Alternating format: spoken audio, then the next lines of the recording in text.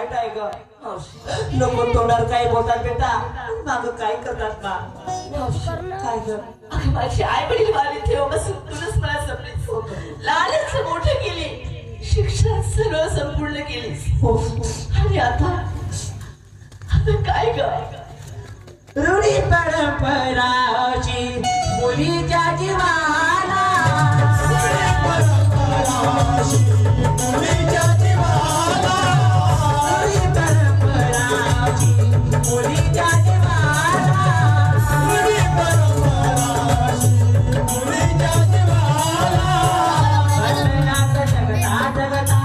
उभा जन्म गेला